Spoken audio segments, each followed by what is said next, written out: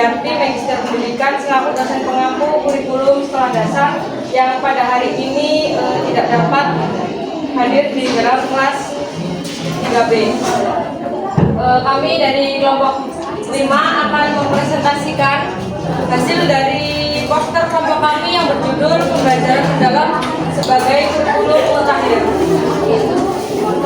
Disyukur kehadirat Allah Subhanahu wa Ta'ala yang telah melimpahkan rahmat serta karunia-Nya sehingga kita semua dapat berkumpul dalam ruang kelas ini untuk melanjutkan presentasi mandiri kita.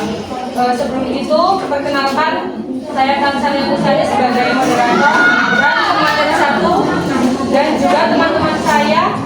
Yang pertama, perkenalkan nama saya Muhammad Farhan Habib dengan 100.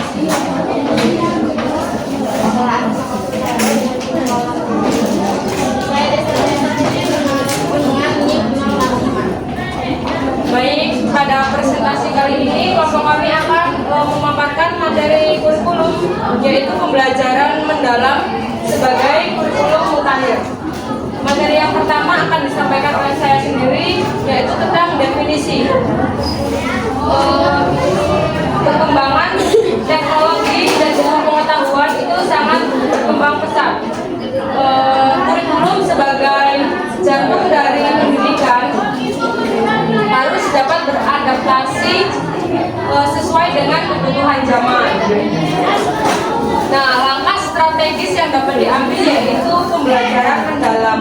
Apa sih pembelajaran mendalam itu, teman-teman sudah ada yang tahu?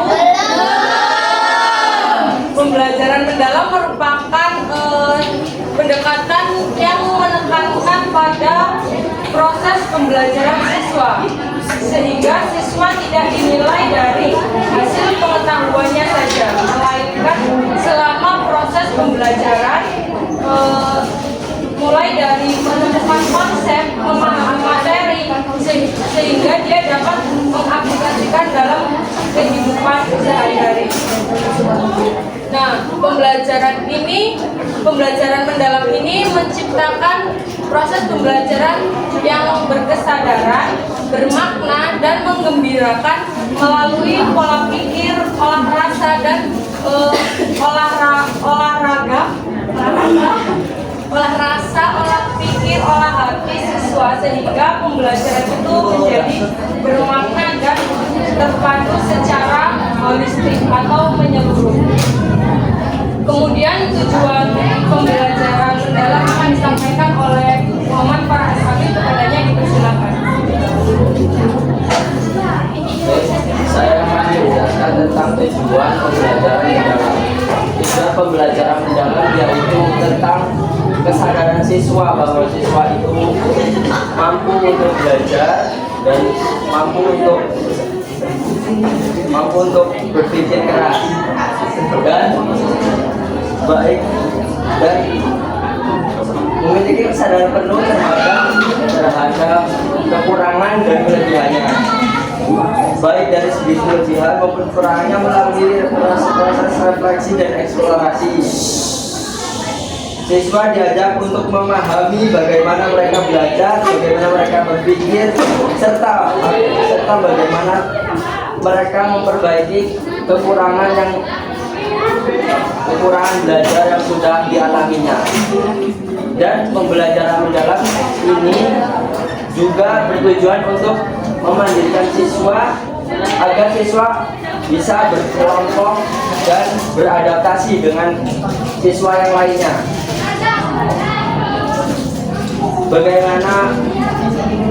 Bagaimana proses belajar itu agar lebih efektif untuk kedepannya. Yang ketiga yaitu ciri-ciri yang dibahas oleh Nadia. Barangnya dipersilahkan. Di sini saya akan menjelaskan tentang ciri-ciri pembelajaran mendalam. Ciri-ciri pembelajaran mendalam yaitu ciri-ciri pembelajaran mendalam itu mempunyai beberapa ciri yang membedakan dengan pembelajaran lainnya. Karena tujuannya itu tuh bukan cuma hafal materi, tapi benar-benar memahami dan menerapkan pengetahuan dalam kehidupan. Yang pertama itu berorientasi pada pemahaman konsep. Pembelajaran mendalam itu berfokus pada pemahaman makna, bukan hafalan. Siswa diajak memahami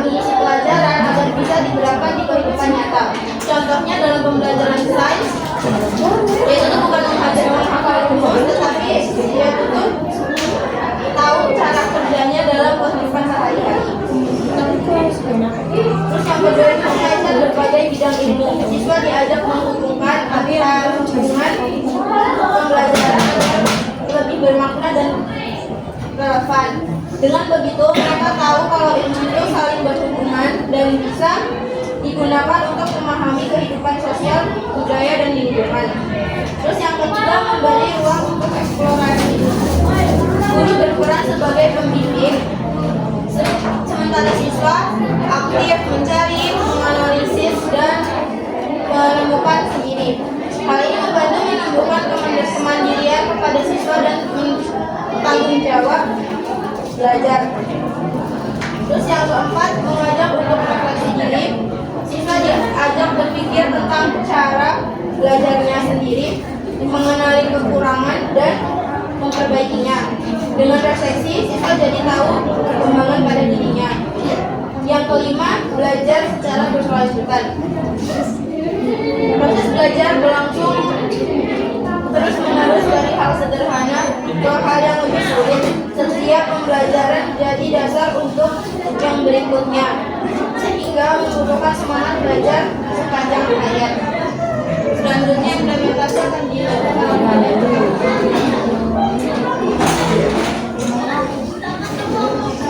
materi yang selanjutnya itu adalah implementasi pembelajaran mendalam atau berkelanjutan. Ada 3 tahapan yang dimana mereka itu saling berkesinambungan dan bisa membuat pembelajaran itu menjadi lebih bermakna dan menyenangkan bagi siswa. Yang pertama itu tahap perencanaan, di mana seorang guru itu merancang pembelajaran yang menyesuaikan dengan kebutuhan, lalu karakter dan kemampuan siswanya. Dengan begitu, maka siswa akan semangat belajar dan memiliki rasa ingin tahu yang tinggi. Kemudian yang selanjutnya itu tahap pelaksanaan, di mana pada tahap ini seorang guru menjadi fasilitator agar pembelajaran itu terlaksana dengan baik.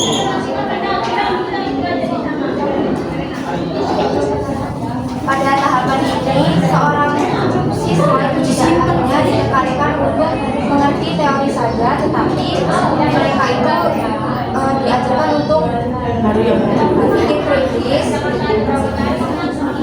berkolaborasi, serta bisa mengaitkan materi dengan kehidupan nyata.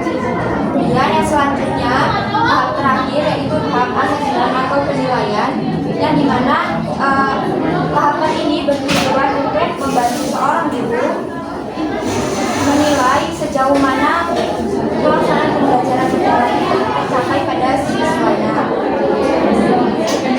Asesmen itu tidak hanya berupa soal, tapi bisa juga berupa proyek, lalu observasi dan portfolio. Asesmen juga tidak hanya dilakukan pada awal pembelajaran, tetapi pada proses pembelajaran dan akhir pembelajaran juga. Sekian dari saya.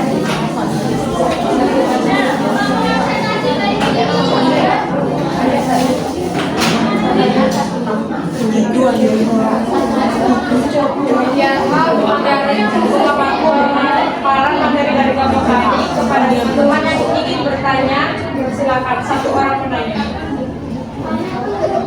Kepada para Nafiana silakan untuk bertanya.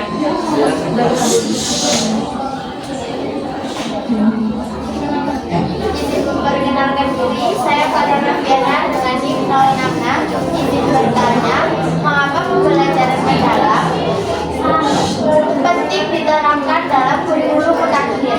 Terima kasih.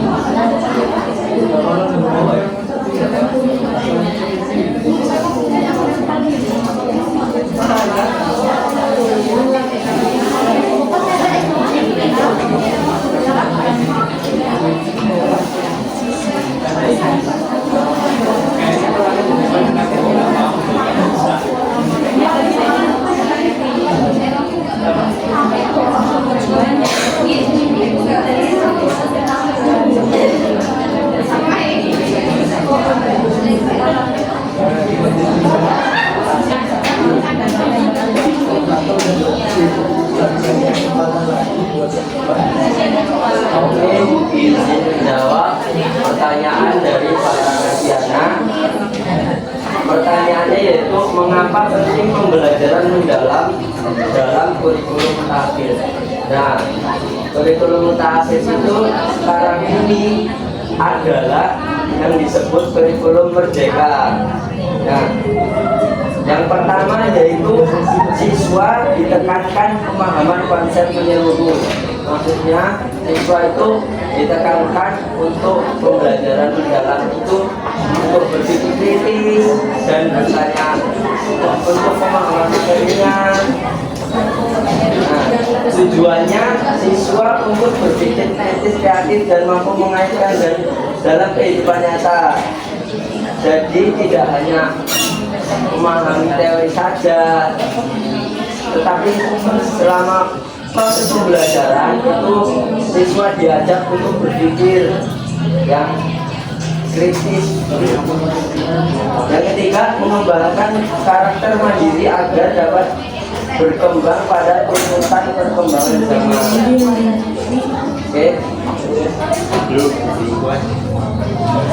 Selain itu, siswa diajak untuk berpikir kritis juga dan berkolaborasi untuk membuat kreativitasnya sendiri. Dan coba para